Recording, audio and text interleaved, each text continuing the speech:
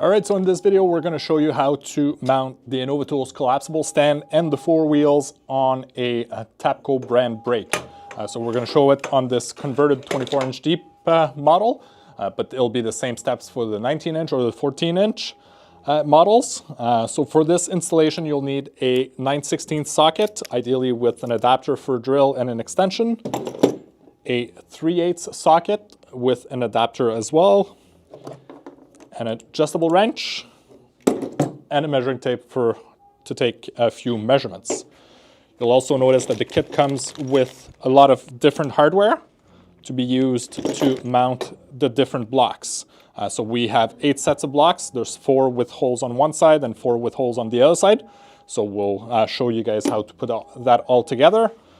The collapsible stand comes with the 4-wheel for it, and also obviously the 4 legs.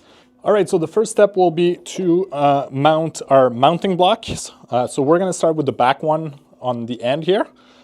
So you'll notice that each set comes with kind of a one part and another part. So one part that's threaded and the other part that has just holes into it.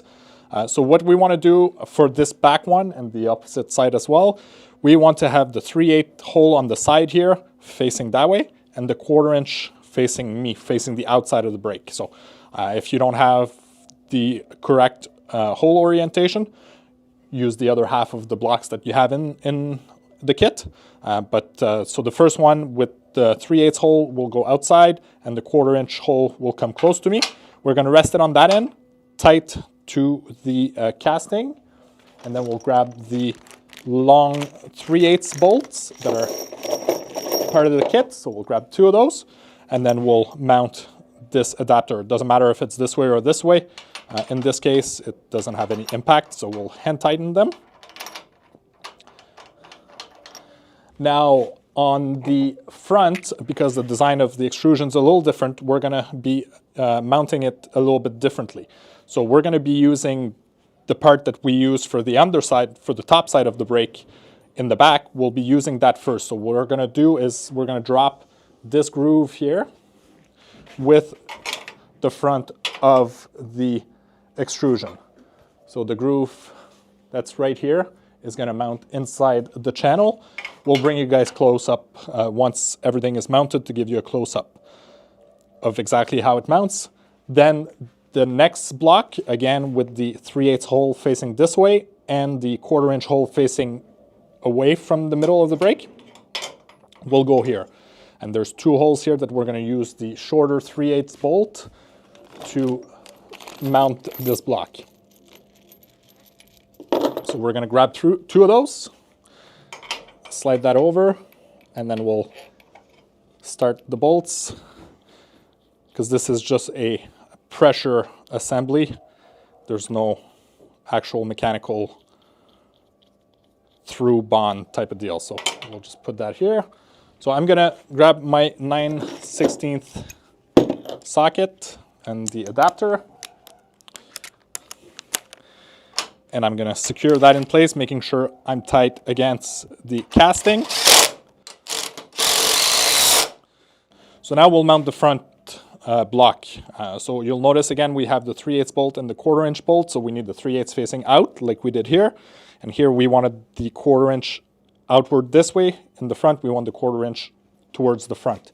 So what we're going to do is we want the same distance from that face, so 4 1/16 to this face. So I'm going to go 4 1/16, 4 1/16, and then we're going to lift up the block against the extrusion, and then we're going to screw everything tight together.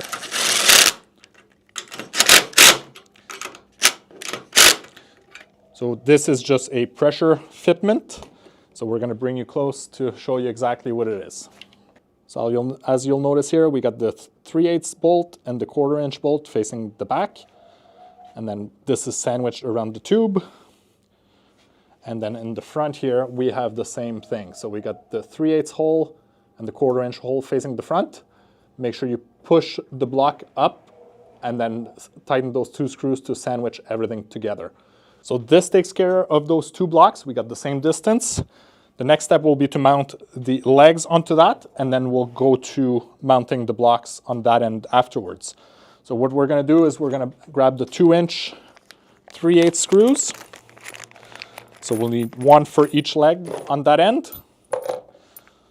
So again, here you'll notice that we have 2 holes. We're going to be using the bottom hole where the 3/8 bolt fits. So we're going to slide that over top here, and then we'll screw that in place. We can take our 9/16 socket, make sure it's nice and secure. We'll repeat the same on the front leg.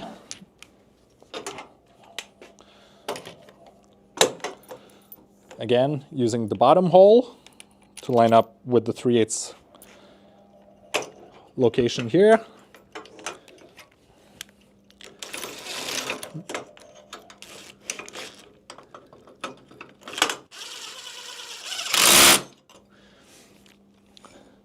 And again, you want the levers to be facing one another. So as you can see here, we're using this 3/8 hole for there. So now that we've mounted this end, we're going to be mounting this end here. So again, we'll use this block first, but what we're going to do is we're going to mount the block to the hinge before we mount it to the brake in this case. So again, you got a 3/8 hole. We want the 3/8 hole facing this way, and then we want the 1/4-inch hole facing the back in this case. And then we'll take a 3/8 2-inch bolt that we can come and secure like so. So we'll tighten it this way. We'll repeat the same step in the front. Make sure you got the right block.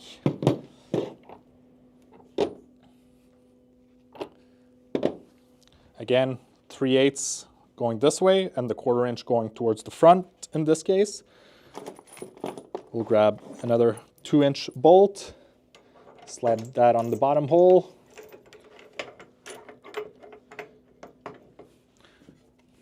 Make sure it's nice and secure. Once that's good, we'll switch to the 3/8 socket, and we'll grab 2 of the 1/4-inch bolt to secure on the outer hole. So we only need those on the hinge side because there's no pressure on the receiver side. So again, secure that in place, and we'll repeat on the front leg. So as you can see here, we have this located like so, and same here again. The 3/8 bolt here and the 1/4-inch, and this is going to slide over and rest like so on the brake. We're going to then mount the receiver here and mount the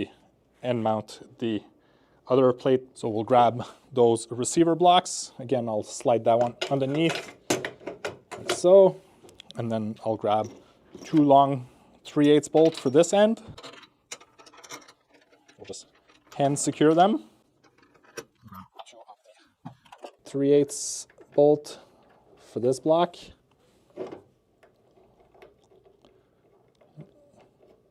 Before we secure this in place, we want to make sure that we're locked in the locked position. So we're going to pull the lever here to allow the red rod to slide out.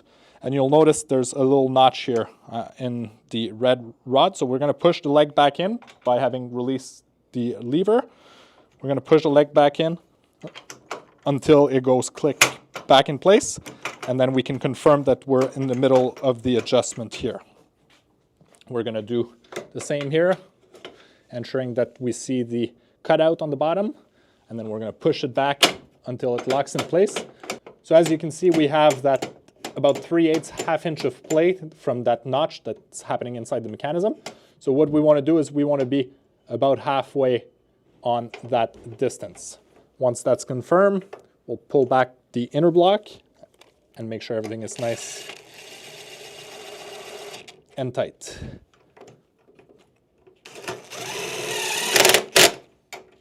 If you want to confirm that you're at the right distance, you can measure from outside the block to outside of this mounting block here, and we should have about 35 1/4, and you have some leeway. So you can, you know, we had 3/8 adjustment leeway on there. So this confirms that we're in the correct position.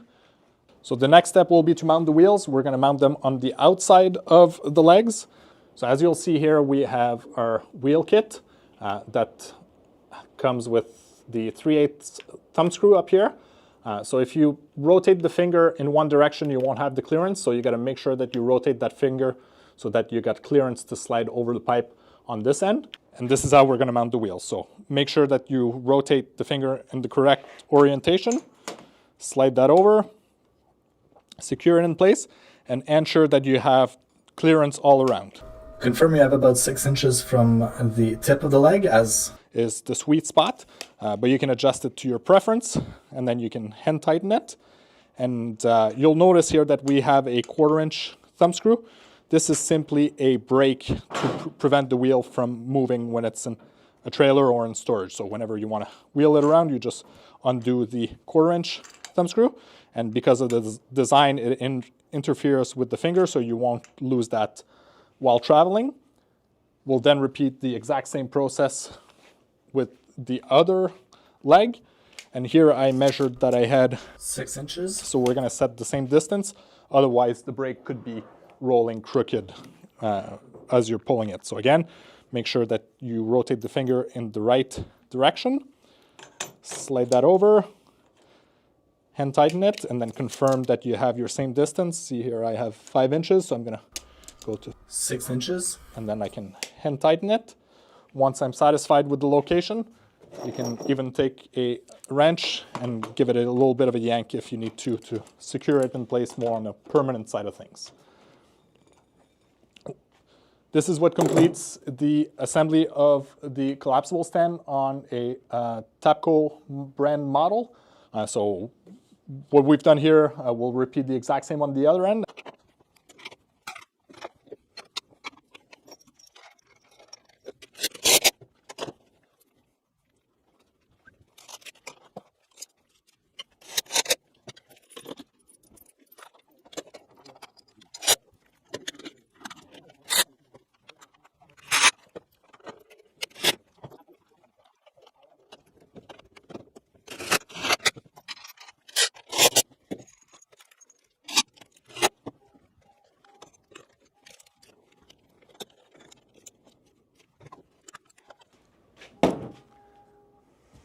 So this sums up the installation. If you have any questions, give us a call, and thanks for your purchase. And we hope to make your life easy moving your brake around with our collapsible stand.